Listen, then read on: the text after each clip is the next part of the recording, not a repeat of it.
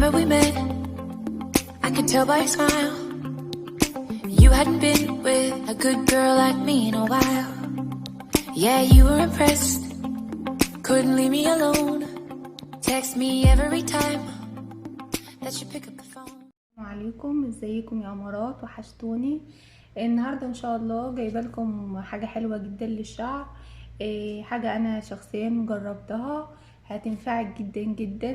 كمان يعني الناس اللي ما بتحبش ان هي تعمل وصفات، الناس اللي ما عندهاش وقت ان هي تهتم بشعرها او تعمل وصفات او اللي انا جايبه لك النهارده، الزيت اللي انا جايبه لكم النهارده ان شاء الله حلو جدا جدا، هيخلصك من مشاكل الشعر كلها. بالذات الناس اللي بتعاني من الهيشان وبتعاني من التقصف، الناس اللي نفسها شعرها يطول وبتدور على حاجة تستخدمها لشعرها، الناس اللي محتارة لو عندها بنتها صغيرة وشعرها بيهيش بسرعة، بتدور على حاجة تنعم لها شعرها تخلي شعرها شكله كويس اما تخرج بيه بره. الزيت ده حلو جدا جدا وتحفة جدا للشعر، هينعم معاك الشعر، هيرطب شعرك، هيغذي الشعر، كمان بيقلل التساقط جدا جدا لانه مغذي حلو قوي للشعر. النهارده ان شاء الله جايبه لكم زيت باراشوت جوز الهند، زيت باراشوت جوز الهند. الزيت ده حلو جدا، الزيت ده تحفه بمعنى الكلمه للشعر. يعني انا لما استخدمت الزيت ده حسيت بلمعان في شعري، حسيت بنعومه، بترطيب. كمان الميزه في الزيت ده ان هو مش ريحته تقيله زي بقيه الزيوت، كمان خفيف على الشعرايه، يعني ما بتحسيش ان شعرك مزيت منك او ان شعرك ليه ريحه مش حلوه، لا بالعكس خالص، هتحسي بنعومه وهتحسي بترطيب بعد ما تستخدميه على شعرك. هتلاقي الهيشان والتقصف، بيعالج معاك الهيشان، بيعالج معاك التقصف، بيقلل جدا من نسبه التساقط اللي موجوده في الشعر. كمان بيطول الشعر. يعني انا بصراحه لما استخدمته قبل كده على شعري حسيت بفرق في شعري، يعني حسيت بفرق بالطول. جايباه استخدمه عشان موضوع التنعيم والهيشان، بس بصراحة فوجئت ان هو كمان فرق في طول الشعراية نفسها، يعني بيديكي طول للشعراية نفسها لانه بيغذي الشعر جدا جدا. ممكن تستخدميه بطريقتين.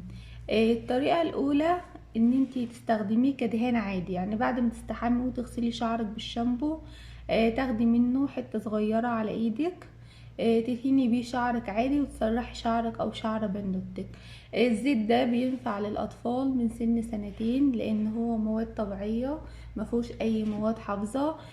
كمان لو لقيتي الازازة بتاعته من ورا هتلاقي عليه مكتوب عليه زيت باراشوت جوز الهند صالح للاكل. اقرا الازازة كويس قبل ما تشتريها، لو مش مكتوب عليها ان هو صالح للاكل تبقى مش اصلية، يبقى فيها مواد حافظة. خليكي في الاصلي احسن. كمان هتلاقي الاصلي مكتوب عليه ميد ان انديا، صنع في الهند. كمان علامة جوز الهند دي لونها ابيض. دي الحاجات اللي تعرفي منها اذا كان اصلي او مش اصلي. طبعا شرط اساسي ان هو يكون صنع في الهند. في منه نسخة تانية صنع في الامارات، بلاش منها، دي تقليد. الاصلية هتلاقيها اللي هي صنع في الهند.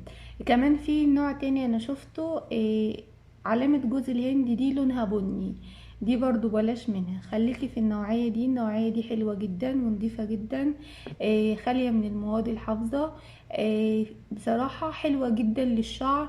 كمان مش هتستخدميها لشعرك بس، طبعا كلنا عارفين ان جوز الهند ليه فوائد كتير قوي للجسم وللشعر وللبشرة. النوعية دي من جوز الهند ممكن تستخدميها لكله. لو عندك شفايفك جافة او فيها اسمرار او فيها تشققات، ممكن تاخدي حتة من جوز الهند وتدهني منه شفايفك مرتين في اليوم. لو انتي بتعاني من جفاف في بشرتك وبشرتك جافة ومن النوعية اللي بتتقشر، خدي برضو منه حتة صغيرة على ايديكي وتهني بيها وشك.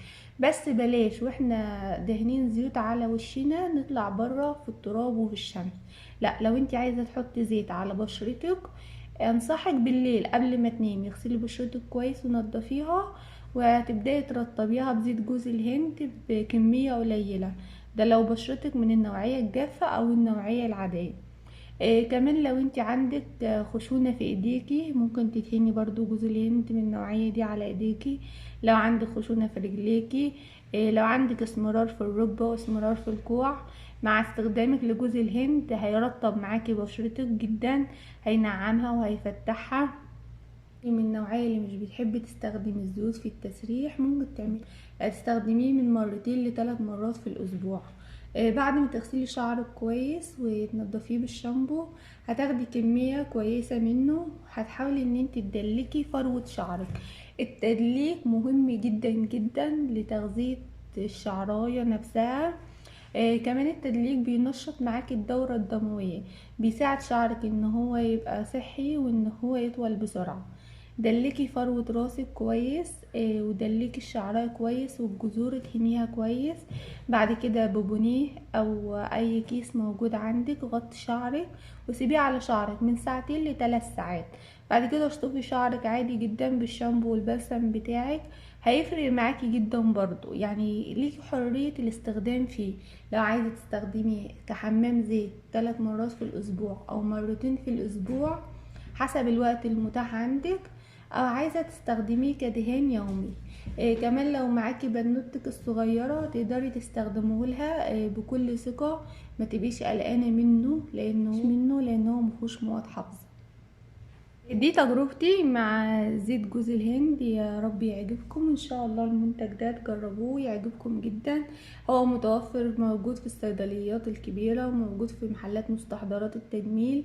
بس وانتي بتشتريه حاولي ان انتي تجيبي حاجة يعني تكوني ضامنة ان هي اصلية.